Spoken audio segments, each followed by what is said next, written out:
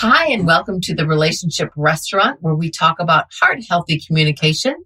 We are your hosts, Poppy and Jeff Spencer, and we're so delighted to have you here today. And we're kind of talking... With episode 62. Yeah, it's episode 62. And we're talking about a subject that we came across in a myriad of different ways.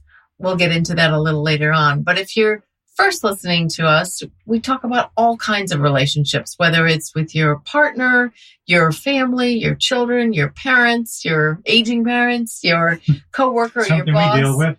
Something anybody deals with. We talk about heart-healthy solutions and how we can get to that point. Well, today, the title of our podcast is What Happens When Redlining Revs Up in Your Relationship? First of all, I'm going to go to my expert car person, who I happen to be married to, and my partner here is Jeff, and he's going to tell us a little bit about redlining is, because I had not heard that in the car arena. But tell us, what is redlining? Well, we came upon this word not talking about cars, talking about something else, which we'll get into. But I kind of asked Poppy, said, you know where this comes from? And in my reference point from my youth, redlining, for anybody who hasn't really been into cars too much, redlining is a spot that's shown on the tachometer that shows the engine revolutions in your engine. Can I see that on my screen display on my car? Yes, tachometer. Not every car has that. Okay. Especially older cars, it was an option. In fact, even cars like my 68 GTO, my car did not have a tach, but you could actually have one mounted. And they had a hood-mounted version, so you could see it when you were doing very high-performance driving. And the red line is the spot where you can get into big trouble, where you can over-rev the engine and cause irreparable harm, damage, blow it up, if you will, by going too high. And that's typically higher performance cars, somewhere around 7,000 RPMs. Many cars will show actually like a yellow area in front of that, say maybe like at 6,000 RPMs or 6,500 RPMs, they'll show yellow. It's like, be careful, you're going to like our yellow lights. Like a yellow light. It's time to stop. And you hit red, it's like, oh, you're now in big trouble. And this is where, if you are racing a car and you're not paying attention and you like drag racing or downshifting too high of a speed, you can over-rev the engine and cause it to blow up. So that's where the red line comes from, is a danger spot.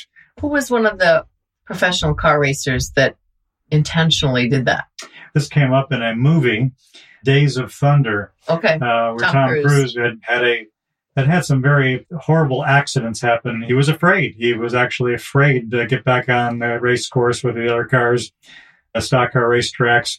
And at one point, he was so overwhelmed that he intentionally redlined the car. He downshifted at very high speed, over-revved the engine, blew it up intentionally. And this was discovered by his crew chief when he went to check on, and he asked what happened. And then Tom Cruise said, it just blew up. And he hit the little button that showed what the maximum RPMs was, and it was like well beyond the red line. And so he intentionally blew it up. But and the point is, he blew it up because his fear overrode everything. And he couldn't cope. He said, I have to get off this race course, and I have to do it in the most graceful way I can think of. It looked like my car just blew up. Blame it on the car. The car blew up, not me. Yeah. So that's one of the scenes that kind of showed what redlining does to an engine. Okay, which happens in relationships. Yeah, and so we actually stumbled upon this by following this wonderful person named Susan Garrett, who is a dog trainer, agility trainer. She doesn't even call herself a trainer. She just has fun with everything. And she created her Circle of Fun graph. Yeah, we were actually in the process. We have a young dog in our family who we wanted to do some further training with. And another friend of ours who's a big expert in this said, oh, you have to look at this woman's online YouTube things. And she had one YouTube episode that was all about the psychology, which we always think is fascinating. You wouldn't think about training a dog and having the dog in the zone is the most important thing. But she talked all about the psychology of a dog and getting it best prepared, best ready to do some training. So she created this funometer, and she said it's important before you do anything to know what your dog's stages or circle of fun is. So she talks about the dog being afraid, anxious, no fun. The dog feels bored. The dog is comfortable. They're chill. They're happy. That's the typical state for a house dog that's been had a good day, and they're just sitting down next to you and just relaxing and very happy to be with you. And then if your dog's been comfortable for a long period of time, you pose a question to your dog and they become interested. And it's like, oh, hey. Yeah. It's something like, do you want to go outside? And all of a sudden they perk up their ears. And right. And then when your dog's excited, like you bring a new toy home from the pet store, or you take the dog to the pet store, and then they're excited. And then they get to the next step, the 7th step. And she said, this is a step beyond excited. The dog is wired. This is that caution in the car, running a yellow light. Maybe the dog is headed to the edge and can move to redlining quickly, and they're not able to discern. So when you're trying to train a dog to get recall, to get them back to you, you have possible threats in your environment, such as a bunny hopping along or a squirrel or whatever. And if they are prone to redlining, which is the next and last stage, they have gone over the edge. And they won't hear you anymore. We've seen this happen with this. With our dogs, this dog where they'll both see that. They'll see, yes. Our littlest one, they'll see a lizard and forget it. They'll be chasing that little lizard around the yard, or the big dog sees a rabbit or squirrel. Their hunting instincts kick in. And so all they hear or see is squirrel, squirrel, squirrel, squirrel, and they cannot hear you. And it's like when we're in human relationships, when we're in conflict, it's like talking to someone underwater. Mm-hmm. We cannot really understand each other. There's like, it sounds like background noise, but you're heightened, your heartbeat's going at a very high level, your blood pressure is up. Cortisol levels are spiked. And so we started playing with this idea of redlining from Susan Garrett. Certainly anybody that's had a dog that is fairly well trained and obedient and compliant to your wishes will sometimes step over the edge into this redlining. And that also happens in relationships. You're having a conversation, maybe with your partner or even a friend or a family member, and it starts to escalate a little bit and you're not really sure why, but suddenly you say things and you've stepped over that edge into redlining and you don't know what happens, and you blurt out something horrible that you can't take the words back. They're already out there and you've redlined. So that's how we relate redlining in relationships. And it drives the other person typically quickly into that same zone with you. Yes. It isn't just something that happens to you. Once you've hit something that's a real trigger point, a real hot button for somebody, they join you in that spot. And next thing you know, you're both in a redline position. So this is those horrible scenes that none of us like to hear or see or witness or be a part of, where people are just yelling at each other. It's that going by an apartment. We were watching a show the other day, and a young kid was sitting outside as the parents were fighting, just yelling and yelling. They're basically just in a red line position. They can't hear each other. And often things like drinking can bring this on in a big way. Someone who comes substance abuse of any sort. They come home after being out drinking and someone says something bad to them. Oh, you've been there, and they just go right to red line. There's no pass and go at all. And one of the things that people also experience this in life with challenges, and people that like to take risks are more predisposed to redlining too. Mm-hmm. And we read an article, and maybe some of you remember it from like over 20 years ago. There was an article about the mountain climbers that were climbing Mount Everest. Mm-hmm. And the leader, his name was Robert Hall, and he had 16 clients expeditioners that were climbing up there. They spent a boatload of money, $65,000 each, to get to the top of the world. They knew the storm was coming at 2:00. They had to reach the summit and then get back down. And one misstep and miscommunication happened, and people weren't on the same page. So they had some straggling. And finally, at 4:00, the last person had finally made it to the top, and they pushed beyond what they should have. The red line was 2:00. The red line was 2:00. And they pushed beyond it. Like, we're almost there. We've seen this. And you said you've seen this with divers. Yes. And not that I'm a very experienced diver. I've done it, but this is where divers get in trouble. And they'll be down at especially deep diving, and you're on a wreck or something, and you're down at 100 feet or more, and oh, look at this. Oh, there's a little jewel I've been wanting to grab. And next thing you know, you're caught up and you know your time frame. Divers have a very specific time window, timetables they have to adhere to because they only have so much oxygen in the tank. Right. And there's going to be decompression stops, and it's going to take a lot of time to do these things. And so they know exactly when they have to turn around. And many times they'll go like, oh, well, it's close. I can just get kind of cheat on this a little bit. That's where they get in trouble.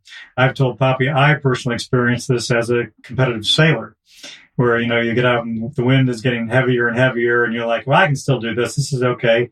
And then, or others think they can do that. Next thing you know, their boat. You succumb to peer pressure. Yeah. Even too. Like, well, no one else is turning back. Yeah, I don't want to be the one to turn back. And the race committee hasn't canceled anything yet, so I think we can still do it. And then a huge gust of wind hits you, and then the next thing you know, you're swimming. The boat's capsized, and if it's cold water, you are suddenly... And there could be lightning and thunder and whatever it is, you could be in big trouble. And that's that red line where, if it got beyond a certain point, they should just cancel it because you don't know what Mother Nature is going to do. And I've had this happen to me multiple times where I pushed the envelope too far and gotten in trouble. Thank goodness, survived them all. Yeah. But I've gotten in trouble and been able to hopefully bail myself out. Well, even as a kid, and some of you might have remembered doing this, daring your friend or whatever to swim underwater the length of a pool or half a length or whatever, there and back. And I know I myself have pushed myself as like almost to the 25-yard mark. I can make it. But I get there and I'm lightheaded. My head is ringing. My ears are ringing. Next thing you know, someone's around. Or thank goodness that didn't happen. But I know I definitely pushed myself further than I was. So if somebody had tapped me or pulled my foot, I probably would have wriggled away and kept going to meet that goal that I had set. Yeah, so you can see there's multiple... It's not healthy. It's not safe. And there's multiple ways people can do this. The experts say, and they call this a phenomenon called the what the hell effect, which can happen when people say, well, I'll just do this a little bit. I mean, what difference does it make? Just a little bit more.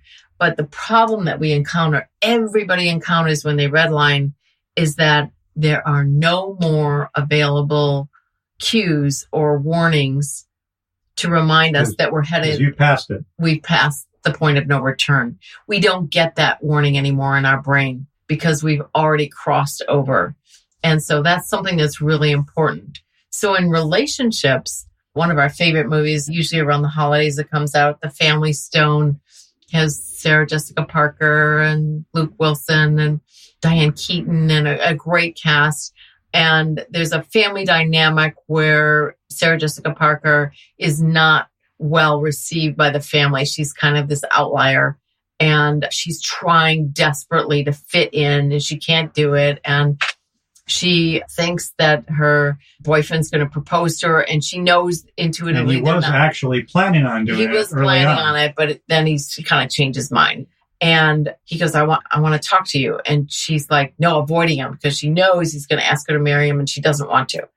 And he goes, no, I need to talk to you. And she goes, no. Let's open presents. Let's do this. And she's skirting the issue and it's getting a little escalated. And the rest of the family is witnessing this horrible conflicting scene. And he goes, no, I need to talk to you now. And she goes, I slept with your brother. And she's like, wait, what? And which is why she was avoiding this whole conversation, right? Because she'd had this little episode.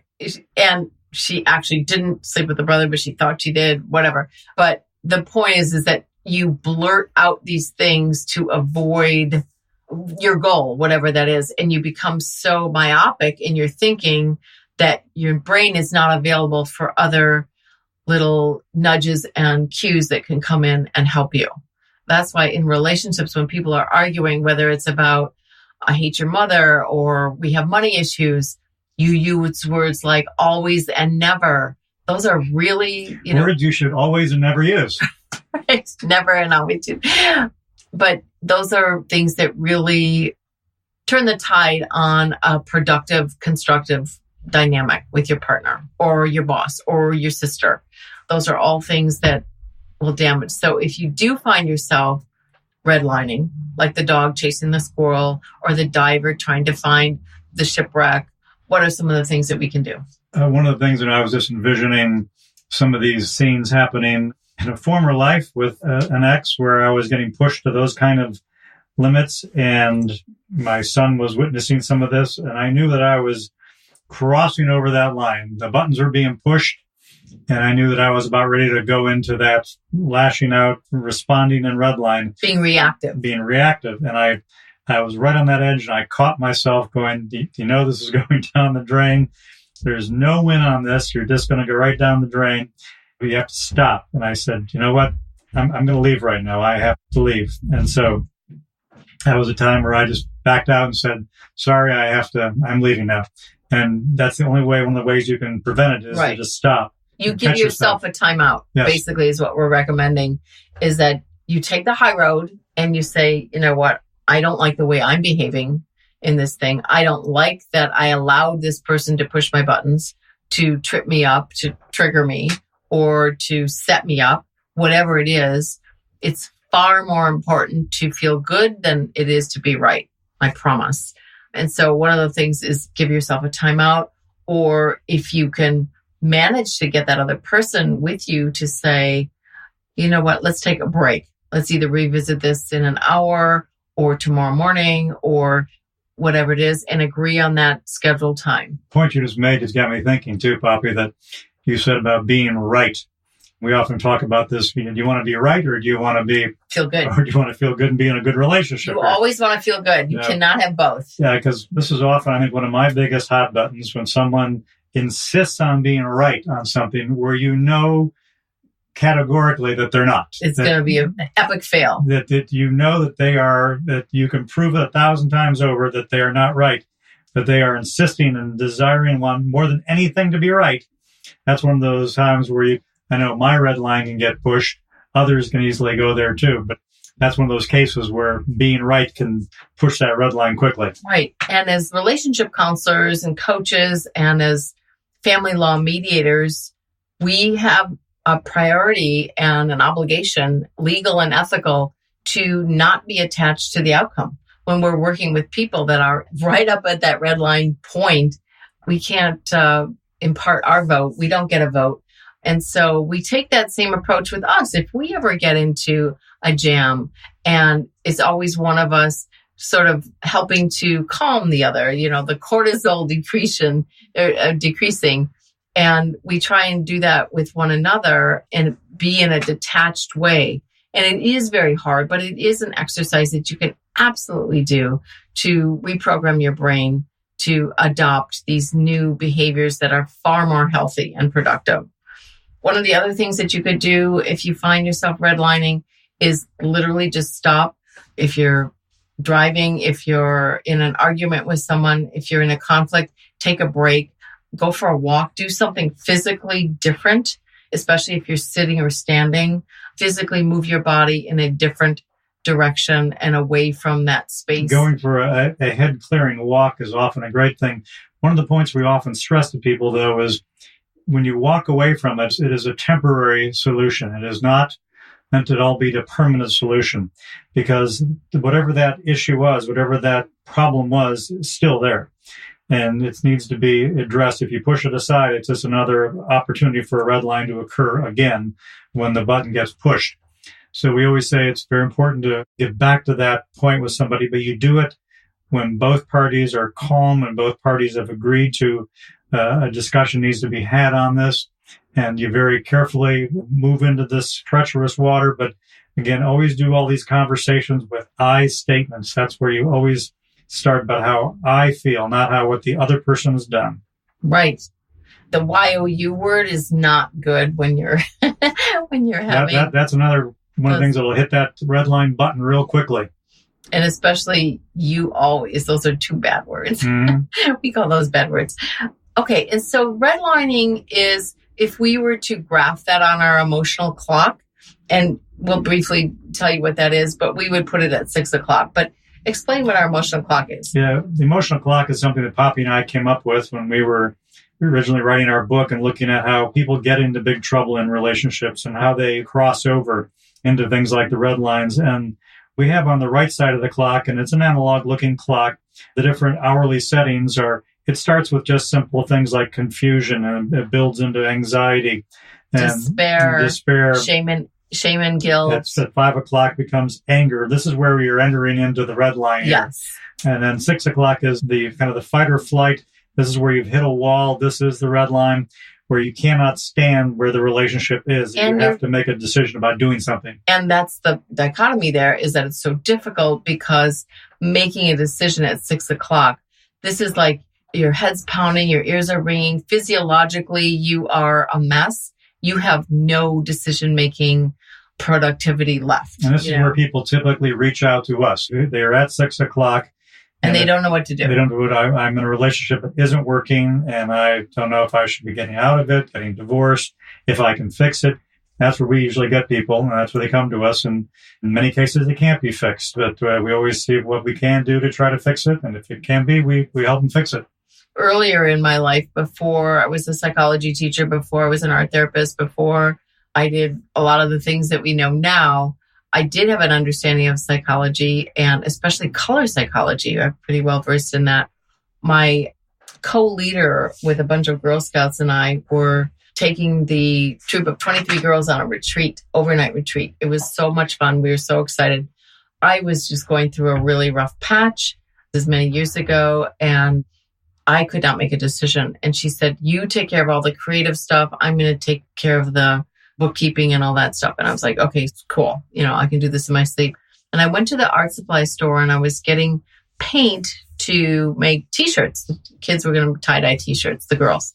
I stood there in the aisle and I had this kind of a breakdown, but it wasn't really a full out breakdown, but it was just this lapse in like, you're an artist, you can pick colors of paint. And I was like, I don't know what colors of paint to pick. And I remember calling my friend. I was like, I don't know what color of paint to pick. And she's like, oh, honey, you're just like, I was just a mess.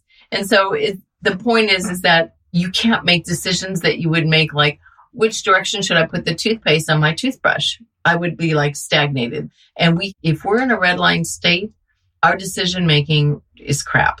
It just is, And so anyway, if you feel your pulse quicken, if you feel your heart rate increasing, if you feel your ears ringing, if you have knots in your stomach that are clenching getting tighter, your teeth, and you find yourself shouting, please take a break. It will not be good from that point on. So when we have this redlining, when we're in that over the edge, or we're figuratively chasing the squirrel, we are diving deeper when we don't have enough oxygen in our tank. Those things are all cues that we've stepped over the edge. And one of the things that we can do is, one, try not to let your body, which is giving you cues that your body, your cortisol levels are rising, your ears are ringing, and your stomach is tightening. Those are all cues that you have redlined. And so the most important thing is to stop yourself, to take a break, pull back, throttle back on that. The next thing is to leave that physical space that you're in when you're talking with your partner and it's escalating. You leave that physical space and go into another room, go outside for a walk. Take a walk, clear your head. And the third thing is schedule a mutually agreeable time to revisit this topic. And most importantly, that comes with that is you have written down in that time period in between where you're not communicating about this one particular issue, you have written down your list of things that you want to discuss with a calm head and heart. And you bring those to the table so that you aren't going to blurt out something that you can't retract, something that is unfiltered and that you will have regret with later. So redlining, bad thing. We don't want to say things that are going to harm our relationships. But it's one of the important points, again, we talk about breaking away when you catch yourself doing this, stopping, make sure that you do come back and address it, that when you're very calm, when you're very composed. And we often say that when you're approaching these conversations, you might struggle with what to say, and you say that. And you say something like, I'm really not sure how best to say this, and I'm really struggling with what to share here, and I'm kind of embarrassed or whatever that I can't come up with the right words, but bear with me. If I stumble, if I say something that hurts you, please let me know, but I'm trying to share something here. And if you say something that appears insensitive or offensive, you want that person to let you know. And again, the words you always start with, it's always I statements. Avoid the you word. If you start in things like, well, you did this and you did that, you can almost guarantee you're going to go right back to redline. So redlining, we're going to get rid of it. When we reach that yellow line on our figurative tachometers, we are going to throttle back. We're going to pull back, take your foot off the pedal, and you're going to choose to feel good rather than be right. I promise. We promise. It is the best way to go. And we thank you for being a guest once again in the Relationship Restaurant. We are Poppy and Jeff Spencer. Until next time. All right. Y'all have a good day.